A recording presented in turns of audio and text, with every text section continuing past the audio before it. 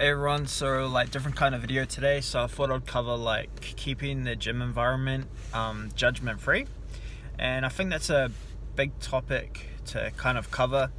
especially like when you look throughout the history of like how gyms have been. You've always had your different tiers of gym. You had your big grunty gyms for like powerlifters or specifically for bodybuilders, or you had your niche market for women specifically like body sculpting gyms, or you had your cardio types of environmental gyms like cycle studios, yoga studios, or like just areas just to work with elderly or with special populations. Throughout history, they've kind of like slowly kind of crept together. So like you go to most gym environments and you're gonna see all of the above that I just said creep into big box gyms, and that's a awesome thing to see, because like when you walk into our gyms, like vast like diversity throughout the gym, like staff, membership wise, like everyone's from a different background, everyone like got a different story, but like one of the stories that still remains the same whenever we are starting new into the gym, we're always going through those 4 learning curves of like unconsciously incompetent, so like you're unaware of what you need to do, or unaware that you actually need to get moving, or don't know how to achieve your goals. And then you got consciously incompetent, so now you've joined the gym and now you're like aware, I need to do this and change this if I want to work on this. Doesn't matter what your goal is, could be personal, could be mental, could be physical, anything at all. And you got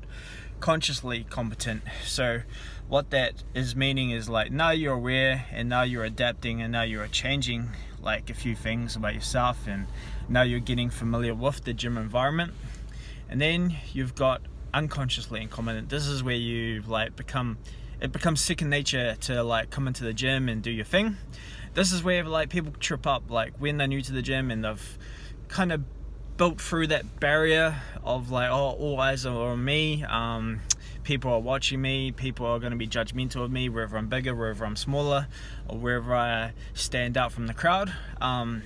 Everyone's fallen into this gap before, and even I've fallen into it. So like I was saying earlier about all those different areas throughout the histories of gyms kind of like branching in together to making the gym environments together. So you go to our gyms and you'll see cycle studios, you go to our gyms and you see CrossFit, you'll see elderly, you'll see special populations, you'll see people who are generally just in to better their work. Like I know people who just come to the gym and they only come to the gym to benefit their work because they're dealing with back pain at work, or like they need to work on their grip strength. They don't necessarily need to come to the gym because they don't really care about their weight. They just want to make sure they can keep working. So we start to get that diverse background coming into our gyms, but like as the gyms progress and like as like health and fitness becomes more important, especially with the COVID stuff, we get more and more like different communities coming into the gyms and joining the gyms, and what we need to be aware of is like that we're not being too judgmental. It's like, for example, just off the top of my head, if we had someone who had shaved head, covered in tattoos, covered in piercings, stands out from the crowd, like, and let's say they were a bank robber and like they did time in prison, what with communities in the gym, there becomes like a lot of chatter of like, oh, look at this person now, look, you know, I heard that they did time for blah blah blah. You need to remind yourself that people join the gyms to change their lives and to make steps, and we don't want to become part of the problem of like being too judgmental of someone, because then we become part of the statistic of like, oh, this person tried to fill in a gap with something positive, but they felt uncomfortable and they felt like they were drawing attention, and they couldn't like use the gym environment to better their lives and to change certain things. So like as we change our environment, we need to like adapt and just remind ourselves to keep humble and keep being welcoming to all members. You know, it's a judgment-free zone, and like everyone's there for a purpose, and it's usually for themselves. So you just got to remind yourself that, and we got to give people a fair shake.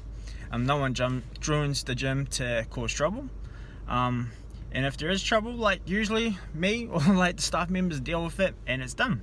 But we got to remind ourselves those 4 stages of learning.